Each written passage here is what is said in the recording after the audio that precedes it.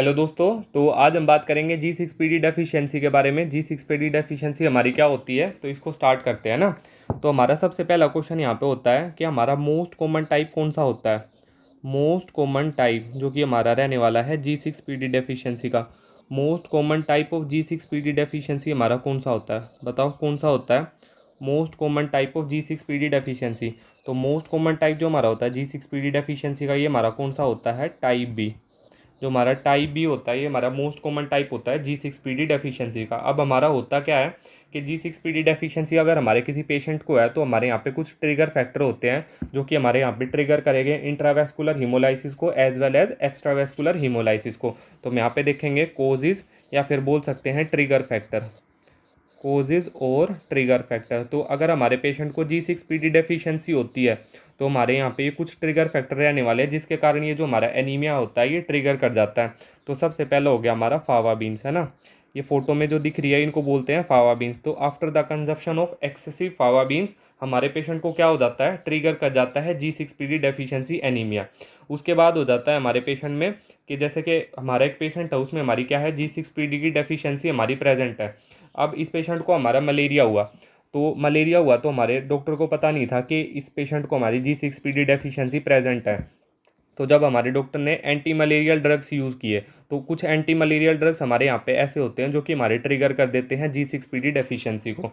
तो हमारे ये कौन कौन से रहने वाले हैं, तो मैं यहाँ पे लिखूँगा anti malarial drugs, anti malarial drugs. तो एंटी मलेरियल ड्रग्स हमारे कौन कौन से रहने वाले हैं यहाँ पे, ये हमारे होते हैं PCM, है ना, फिजिक्स केमिस्ट्री मैथ। कैसे याद रखेंगे, फिजिक्स केमिस्ट्री मैथ, ये हमारे क्या होते हैं, ट्रिगर फैक्टर होते हैं। तो दवाइयों के नाम लिखेंगे यहाँ पे कौन कौन सी होती है हमारी एंटी मलेरियल ड्रग।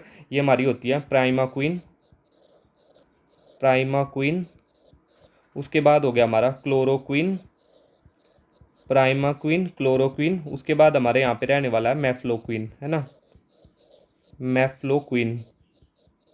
तो ये दवाई हमारी यहाँ पे कॉन्ट्राइंडिकेटेड होती है अगर हमारे पेशेंट को G6PD डेफिशिएंसी प्रेजेंट है। उसके बाद हमारा क्या होता है, जो हमारा G6PD डेफिशिएंसी होती है, G6PD डेफिशिएंसी ये हमारा एग्जाम्पल होता है। G6PD deficiency is an example of intravascular haemolysis as well as extravascular haemolysis. तो G6PD डेफिशिएंसी जो हमारी होती है ये हमारी एग्जाम्पल होती है इंट्रावेस्कुलर हीमोलाइसिस का as well as extravascular haemolysis का, as well as extravascular haemolysis का। अब हम यहाँ पे देखेंगे कि G6PD डेफिशिएंसी में हमारा होता क्या है पेशेंट को, है ना। तो हमारा क्या होता है, यहाँ पे एक रिएक्शन पढ़ेंगे, ग्लूकोज 6 फॉस्फेट, ग्लूकोज 6 फॉस्फेट। ये हमारा कन्वर्ट होता है किस में, 6 फोस्फोग्लूकोनेट में। किस में कन्वर्ट होता है, 6 फोस्फो ग्लूकोनेट, है ना।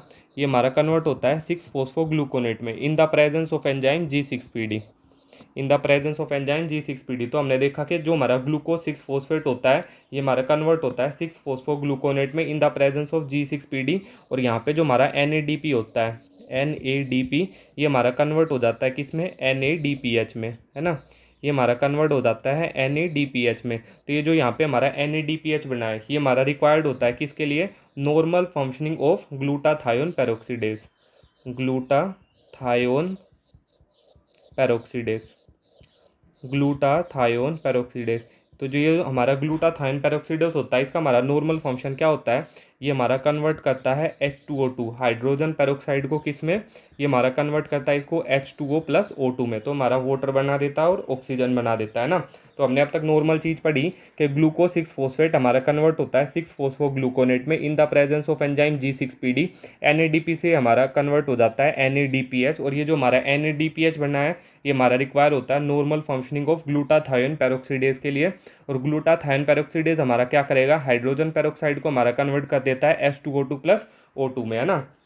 अब यहाँ पे देखेंगे अगर हमारे पेशेंट में G6PD डेफिशिएंसी प्रेजेंट है ना, अगर हमारे पेशेंट में G6PD की डेफिशिएंसी प्रेजेंट है तो हमारे पेशेंट में क्या होगा, ये जो हमारा NADPH होगा ये हमारा बहुत कम बनेगा, है ना। जो हमारा NADP से NADPH हमारा बन नहीं पाएगा, तो NADPH नहीं बन पाएगा तो हमारे पेशेंट में क्या होगा, ग्लूटाथायोन पेरोक्सीडेज हमारा नहीं बन पाएगा, है ना। इसकी जो हमारी सिंथेसिस होगी वो हमारी कम हो जाएगी।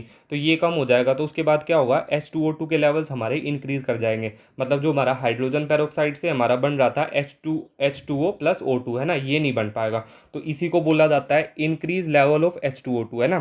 तो इसको क्या बोला जाएगा हमारे यहाँ पे कि हमारे फ्री रेडिकल्स इंक्रीज हो गए, है ना। फ्री रेडिकल्स हमारे इंक्रीज हो गए, है ना। तो फ्री रेडिकल्स में हमने देखा कि जो हमारा इंक्रीज हुआ है H2O2, है ना, इसके कारण हमारा क्या हो जाता है, ट्रिगर हो जाता है इंट्रावेस्कुलर हीमोलाइसिस। ठीक है, इंट्रावेस्कुलर हीमोलाइसिस हमारे पेशेंट में ट्रिगर हो जाएगा। अब आप एक बात बताओ, जो हमारा हीमोग्लोबिन प्रेजेंट है आरबीसी के अंदर, जब हमारी आरबीसी टूटने लग जाएगी, जो हमारा हीमोग्लोबिन आरबीसी के अंदर प्रेजेंट है ये हमारा क्या होगा, ये हमारा बाहर आने लग जाएगा। तो इसको बोला जाएगा हीमोग्लोबिनीमिया, और हमारे पेशेंट को हीमोग्लोबिनूरिया हो जाएगा। हीमोग्लोबिनूरिया मतलब जो हमारा हीमोग्लोबिन है वो हमारे यूरिन में आने लग जाएगा पेशेंट के। तो हीमोग्लोबिनूरिया होगा, ये हमारा क्या होता है, जब ये हमारा हीमोग्लोबिनूरिया हमारा किडनी में आने लग जाता है तो हमारे पेशेंट को एक्यूट किडनी इंजरी हो जाती है ना, एक्यूट किडनी इंजरी हो जाती है। तो हमारे पेशेंट को एक्यूट ट्यूबुलर नेक्रोसिस देखने को मिलता है। तो ये हो गया हमारा फ्री रेडिकल इंक्रीज कर जाएगा H2O2, तो इसके कारण हमारा ट्रिगर हो जाएगा इंट्रावेस्कुलर हीमोलाइसिस, क्योंकि हमारे पेशेंट में क्या हो गया, इंक्रीज हो गया है oxidative stress to the RBC, oxidative stress to RBC, जिसके कारण हमारा जो हीमोग्लोबिन प्रेजेंट आरबीसी के अंदर, ये हमारा जब आरबीसी डिस्ट्रॉय होंगी तो बाहर आने लग जाएगा। तो हमारे पेशेंट को हो जाएगा हीमोग्लोबिनीमिया, और जब यूरिन में आएगा तो हीमोग्लोबिनूरिया। तो इसके कारण हमारे पेशेंट को किडनी की इंजरी हो जाएगी, एक्यूट किडनी इंजरी और एक्यूट ट्यूबुलर नेक्रोसिस बोलेंगे, है ना। उसके बाद हो गया, हमने देखा कि इंट्रावेस्कुलर हीमोलाइसिस हमारा ऐसे ट्रिगर होता है ना। अब हम देखेंगे कि जो हमारा एक्स्ट्रावेस्कुलर हीमोलाइसिस होता है ये हमारा कैसे ट्रिगर होगा, है ना। तो हमारी दूसरी चीज़ यहाँ पे होगी कि जो हमारा हीमोग्लोबिन होता है ये हमारा प्रिसिपिटेट भी कर जाता है आरबीसी के अंदर।